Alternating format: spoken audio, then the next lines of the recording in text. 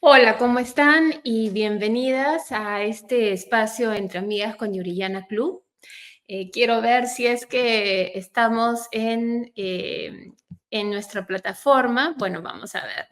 En nuestra comunidad, tenemos dos comunidades. Tenemos una comunidad eh, cerrada en Facebook, members only, y tenemos también Yuriyana Club Comunidad, un grupo abierto para todas las que quieren explorar y explorar con nosotros los distintos temas que vemos. Y bueno, ahora en julio estamos explorando el tema de identidad e identidad centrado o digamos en la intersección de la experiencia, de nuestras experiencias como mujer. Entonces, supongo que lo primero que hay que preguntarse es qué entendemos por identidad. Y la cuestión es que la mayoría de nosotros diríamos inmediatamente cómo. Identidad es quiénes somos. Identidad es quién soy, es cómo me veo. Yo tengo una identidad clara. Muchas veces vemos además nuestra identidad como algo definido, como algo fijo, como algo que rara vez cambia. Es más, muchas veces decimos que las personas rara vez cambian. Y efectivamente, cambiar no es sencillo, pero lo que sí quisiera remarcar es que nuestra habilidad para cambiar o no poco tiene que ver con nuestra identidad o con la idea de que nuestra identidad es fija, inamovible, rígida. Nuestra dificultad muchas veces en cambiar, incluso cosas en nosotros que no necesariamente nos gustan, tienen más que ver con percepción y expectativas. Porque nuestra identidad, más que tener que ver con quiénes somos, nuestra identidad tiene que ver con cómo nos percibimos. Y esas percepciones no son fijas, incluso no son todas nuestras. Imagínense, alguna de ustedes habrá ido al oculista porque le habrán medido la vista si necesitaba lentes, y lo que uno hace cuando va al oculista es que uno se sienta, te hacen ver unas letras y van poniendo unos lentes, ¿no? Delante de los ojos para ver unos lentes de más, entonces no, demasiado, veo borroso, unos lentes de menos, y así se va ajustando la mirada. Bueno, de alguna manera es parecido el proceso por el cual se construye nuestra identidad. Vamos adoptando distintos lentes a través de los cuales nos vamos viendo, nos vamos percibiendo y nos vamos entendiendo. Ahora, ¿de dónde vienen estos lentes? Bueno, algunos vienen de nuestras experiencias personales, de experiencias de repente donde las cosas no fueron bien. Entonces, afirmativamente decimos, bueno, nosotros somos así, somos buenos en, qué sé yo, en hacer ejercicio, en atletismo, somos buenas al nadar, somos buenas amigas, etcétera. Pero también vienen las experiencias malas, donde decimos, no somos buenas atletas, nadadoras, amigas, todas fallamos de vez en cuando, ¿verdad? No somos buenas madres incluso, no somos buenas y en distintos roles. Y todas estas percepciones propias de cómo nosotros nos hemos... cómo nosotros hemos actuado de acuerdo a estas expectativas que tenemos, van marcando la percepción que tenemos de nosotras mismas. Pero esta es la cuestión. Precisamente porque respondemos a esas expectativas, no es así de la nada que surgen estas expectativas de qué hace o qué no hace a una buena madre, atleta, etcétera. Estas expectativas en realidad también vienen, o estos lentes por los cuales nos percibimos, también vienen a través de la sociedad, viene a través de nuestra cultura. Nuestra cultura, la sociedad en la cual nos encontramos, el lugar en la sociedad que ocupamos, también sirve como prisma para vernos a través de eso, ver qué también calzamos o no con ciertas expectativas. culturalmente es lo mismo. Desde nuestra apariencia hasta los roles y cómo los efectuamos, hasta la manera como nos comportamos dentro de la sociedad y de manera privada incluso, todo lo vamos juzgando de acuerdo a expectativas que hemos ido aprendiendo de nuestro entorno.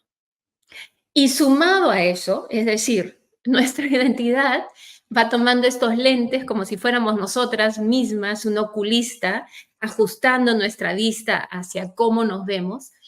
Entonces estos lentes vienen de nuestras propias experiencias personales y las reacciones que hemos tenido de otros o cómo nosotros mismos nos hemos juzgado de acuerdo a cómo nos hemos desempeñado en ciertas situaciones, a nuestro entorno social y cultural, pero también, y esto es interesante, a las experiencias ajenas. No solamente pesan nuestras experiencias, pesan las experiencias, uno, de quienes nos rodean y nos van diciendo cómo somos de manera indirecta e indirecta. ¿A qué me refiero? De manera indirecta es directamente. Tú, porque tú eres así, porque tú reaccionas así. De manera indirecta es de repente una cara de reproche o una cara más bien de felicitación, de alegría, reforzando ciertos aspectos, pero con todas esas reacciones hacia nosotros e incluso percepciones de otros sobre nosotros, vamos incorporando nuevos lentes que vamos poniendo a través de los cuales vamos construyendo esta percepción que llamamos identidad. Y no solamente eso, porque no solamente es cómo reaccionan las personas que están en nuestro entorno, también vienen a entrar a la ecuación las experiencias, las percepciones, los entendimientos de generaciones anteriores. Claro, si hablamos de cultura y de sociedad, eso es evidente, ¿no? La cultura, nosotros somos una especie que entiende el mundo a través de un conocimiento acumulativo. Es decir, vamos pasando información de unos a otros y vamos almacenando, guardando esta información. Gran ejemplo, obviamente, son las bibliotecas, por ejemplo, nuestras computadoras, donde tenemos nuestras bases de datos, ¿no? Que vamos acumulando información y la pasamos de uno a otro. Eso nos ha permitido como especie, obviamente, poder avanzar toda la tecnología que tenemos literalmente al alcance de nuestros dedos, pero también no solamente es en cuanto a cambios tecnológicos, el conocimiento que vamos pasando de una generación a otra, de una persona a otra, es una acumulación también de experiencias que van marcando cómo nos vemos, cómo nos entendemos, qué expectativas tenemos unos de otros y de nosotros mismos. Y les voy a compartir una experiencia, creo, ya le he mencionado antes, hay digamos que una metodología de autoentendimiento o una metodología en realidad de descubrimiento psicológico, que son las constelaciones familiares. Y ya les he dicho que hay dos tipos. Hay un tipo esotérico, que bueno, cada uno es libre de hacer lo que quiere, y que yo no termino de comulgar con esa expresión de las constelaciones familiares. Pero hay otra, basada más bien en un entendimiento científico, psicológico, teórico, que explica que precisamente esos entendimientos de cosmovisiones, de cómo es el mundo que van teniendo nuestros antepasados, se van heredando, se van pasando de generación a generación de manera directa. Por ejemplo, alguien puede decir, tales personas tienden a mentir, tales personas son mentirosas. Ok, ese es un entendimiento que tuvo un antepasado y se pasa de generación en generación, totalmente prejuicioso por un entendimiento, una experiencia o algo que le dije, un entendimiento de alguien en algún momento de, Dios sabe en qué generación, en su vida, en qué tiempo, que lo fue pasando y se crea esta percepción y en otras palabras, prejuicio contra ciertas personas. O tal cosa trae mala suerte. Todos esos que parecen anecdóticos, no tienen tanto impacto más allá de alguna superstición que nos impida hacer una cosa o la otra. Todo ese conocimiento es parte de esa cosmovisión que vamos heredando, es parte de esos entendimientos que van de generación a generación. Y hay unos entendimientos que obviamente tienen más impacto sobre nosotros. Y yo tuve la suerte de tener una terapeuta muy buena que precisamente hacía constelaciones familiares. Y ahí fue que entendí el verdadero impacto de una historia familiar que yo había escuchado por mucho, o sea, desde niña, y que básicamente va así. Hace muchísimos años, es casi como un cuento. Hace más de 100 años, mi tatarabuela se enamoró de un hombre al que ella veía guapísimo, lo amaba con pasión, él era el centro de su vida. Ahora el por qué habría que pensar un poco más esa devoción que ella tenía, pero además con unos tintes un poco racistas. Decía, bueno, que era porque era rubio, tenía ojos celestes, en fin, él era su príncipe y todo su mundo giraba en torno a él. Por distintos motivos que no vamos a entrar, y bueno, él termina teniendo un duelo con un hombre al que mata. En ese momento los duelos no eran aceptados y tienen que, por distintas cosas de injusticia en realidad y de, supongo yo, de influencias, que no las condono para nada, al contrario, bastante injusto, termina saliendo toda la familia para evitar de que vaya a la cárcel. Y en este éxodo, por un lado, mi tatarabuelo termina cayendo en una profunda depresión y mi tatarabuela, que era madre de varios hijos, de 10 hijos en realidad, eh, simplemente enfocó toda su atención no en sus hijos, sino en su esposo, que además de deprimido, estaba tan deprimido que no podía trabajar, eh, etcétera, etcétera. Y bueno, y ella tenía que ir vendiendo sus propiedades, herencias, lo que fuera, para mantener a la familia, pero de una manera emocionalmente muy desconectada de sus hijos.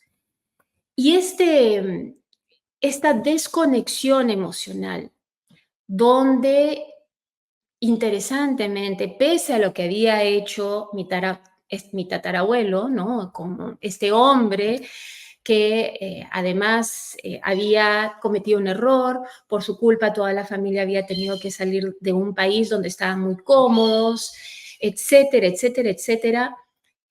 Uno tendría que pensar qué pasó por la cabeza de esta mujer, de mi tatarabuela, al sentir de alguna manera, sentirse traicionada, pero al mismo tiempo este conflicto interior con el amor que sentía por este hombre, con su príncipe, etcétera. No vamos a entrar a las complejidades del caso, pero uno ahí tiene que comenzar a comprender que había un vacío, hubo una crisis que generó esta imposibilidad de ella de ver la situación de sus hijos.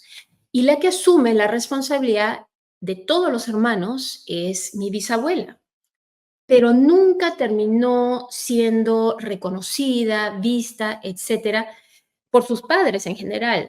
Su padre, que parece que no intervenía mucho en el tema de familiar, obviamente, y mi tatarabuela. Y en esta sesión de constelaciones familiares, entendí que algo que se había transmitido de generación en generación de las mujeres de mi familia era una invisibilidad.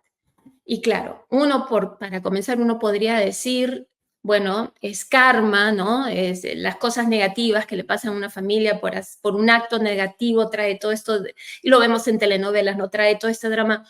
Yo no sé si karma es la palabra, pero cuando hay un momento de crisis, cuando hay un shock, cuando alguien pasa por un momento muy emocional y un cambio en una crisis, ¿no? En la vida, obviamente hay un legado que se arrastra, especialmente si no se procesa. Y la psicoterapia es algo relativamente nuevo y que simplemente, al menos en mi familia, no se llegó a procesar. Y generación tras generación de las que siguieron, muchas mujeres, desde mi perspectiva o a la conclusión que yo llegué en esta sesión, padecían de invisibilidad, de no ser vistas precisamente por la persona que muchas veces, que es la que nos enseña generalmente cómo es el amor, cómo se ama, qué es la madre. Cuando la madre no es capaz de enseñarle a sus hijos, hijas e hijos cómo amar, o en todo caso les enseña a mal amar, hay un mal entendido. En este caso, al no ver a sus hijas, al no entender, especialmente a las mayores, interesantemente, al no visibilizar a sus hijas, a no mostrarles que al ser visibles eran merecedoras de amor, se crea un vacío generacional. Y en este vacío, este legado generacional, comienza a hacerse un entendimiento de hasta qué punto eran merecedoras o no de amor. Y bueno, esas son algunos de los entendimientos que terminamos incorporando a nuestra identidad sin darnos cuenta. ¿Quién imaginaría que un sentimiento de invisibilidad, un sentimiento de cuestionar hasta qué punto verdaderamente son amadas o algunas necesidades que puedan tener distintos individuos, mujeres, de sentirse amadas, de sentir que son, que tienen el derecho, que son merecedoras de ser visibles, merecedoras de ser amadas, que esa necesidad, ese vacío que llevan, responde a hechos que pasaron generaciones antes. Pero esa es precisamente la influencia que tienen nuestras percepciones sobre nuestra identidad. Estas percepciones propias, pero también estas percepciones heredadas. Y lo interesante es que muchas veces ir en contra de estas percepciones heredadas nos duele mucho porque sentimos que estamos siendo desleales a las personas que nos la enseñan. Por ejemplo, una hija podría creer que es desleal por traer a luz el hecho de que su madre no era perfecta, que de repente su madre no le habían enseñado cómo amar, o de repente su madre misma tenía una necesidad profunda de ser amada que nunca encontró, o se sentía eternamente invisible y esa invisibilidad hacía de que careciera de amor propio y por ende no podía dar amor a otros. Esas percepciones que uno hereda, a veces uno ni siquiera las cuestiona, porque cuestionarlas implicaría cuestionar a las personas que muchas veces más amamos o que son las personas que fueron nuestro primer amor, etcétera. Y dentro de esas percepciones que son unas distorsiones de nuestra autoimagen, de nuestra identidad, eh, están también mezcladas como digamos, como una bola de lana, están entremezcladas en estos hilos las percepciones también sociales. Y cuando hablamos de mujer, estas son extremadamente importantes, porque la percepción que existe cultural, socialmente alrededor de la mujer, más allá de las dinámicas familiares, que dicho sea de paso, no es casualidad que mi tatarabuela asumiera que su responsabilidad era seguir amando a su esposo en las buenas, en las malas y sobre todas las cosas, porque esa es una de las narrativas sociales que tenemos. Es un entendimiento cultural que llevamos a través de las distintas generaciones. Entonces no es de sorprender, no se le ocurrió de la nada, no fue, no vino de la luna, era algo que tenía profundamente inculcado y que muchas de todas nosotras, diría yo, estamos expuestas a estas historias colectivas, a lo que le llamo estas narrativas sociales. Y generalmente la mujer además tiene como figurines, ¿no? Como personajes que personifican lo que uno debe aspirar a ser y lo que uno no debe aspirar a ser, a menos que quiera enfrentarse al estigma y al castigo. Por ejemplo, tenemos a Lilith, ¿no? La primera mujer creada y que porque se rebeló y no quiso aceptar a Adán como su amo y señor, fue inmediatamente desaparecida de la historia de Génesis, de la Biblia. Tenemos a Eva, que, bueno, también cometió, ¿no? Y es la culpable del pecado original de toda la humanidad, pero aunque sea, estuvo al lado de su marido. Entonces, bueno, está la mujer rebelde, totalmente desaparecida, erradicada, la mujer imperfecta, pero que intenta seguir con su rol de madre y esposa. Y esos son, digamos que, dos de los grandes roles que nos ha dado nuestras narrativas sociales y vamos a un punto, desde un punto de vista religioso.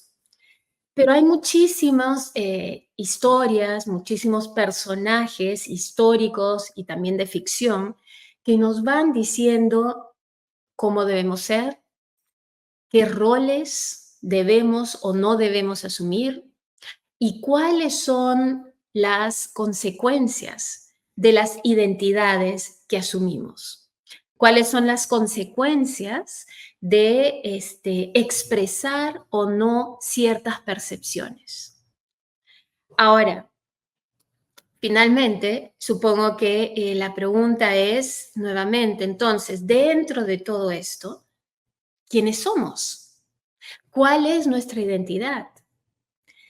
Y para contestar eso, creo que es importante reconocernos, literalmente, volver a conocernos a nosotras mismas, ver cuáles son las etiquetas que nos hemos impuesto o nos han impuesto, ni siquiera puesto, impuesto, cuáles son las percepciones propias, heredadas, culturales, sociales, que hemos ido asumiendo como propias sobre quiénes somos y cuáles son los orígenes, porque creo que es importantísimo reconocer de dónde vienen estas percepciones sobre nosotras mismas y entender que a veces vamos a traicionar a los seres que queremos al rechazar percepciones que no sentimos coherentes con nosotras mismas, que tenemos derecho a cuestionar precisamente esas etiquetas, esas percepciones, no solamente nuestras, sino que los otros nos han ido achacando, la sociedad, la cultura, etcétera. Porque lo importante es que una vez que nos volvamos conscientes de cómo se forma nuestra identidad, reconozcamos que la identidad no es rígida, que siempre podemos evaluar y reevaluar una y otra vez qué se siente auténtico, qué verdaderamente resuena con lo que llevamos adentro, que podemos construir una identidad que puede siempre evolucionar hacia algo que nos haga sentirnos más libres, más felices, más nosotras. Y bueno, así acá terminamos nuestra exploración inicial sobre la identidad. Justamente a fin de mes vamos a tener un panel para hablar precisamente de la identidad desde una perspectiva de mujer, desde una perspectiva femenina. Y vamos a continuar con esta exploración. Pero bueno, muchísimas gracias por compartir, como siempre, este espacio con nosotras y nos vemos la próxima semana, que es más, tenemos una entrevista muy interesante, una conversación, en realidad un diálogo, sobre uno de los roles que se está haciendo cada vez más importante, que es el rol de la mujer como emprendedora, el rol de la mujer que decide encontrar una independencia económica por distintos motivos. Las invito para que lo vean el próximo viernes, va a estar muy interesante. Y mientras tanto, les deseo un lindo fin de semana. Hasta luego.